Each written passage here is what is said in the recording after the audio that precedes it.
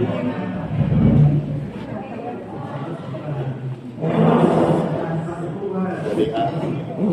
สดีครับจอยพร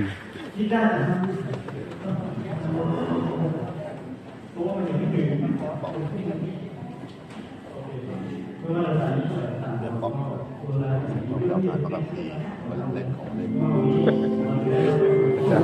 การรีพอร์ตต่อวันเป็นเรื่องจัดนำผู้ใหญ่ไหมเขาจะเขาจัดพิธีนำผู้ใหญ่เป็นทำไมเราเล่นผู้เป็นเจ้าของนะคะก็ร่วมกันรับใช้พระเจ้า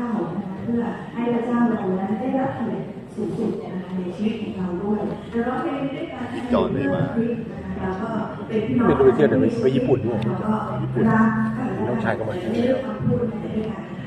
ที่คนน้อย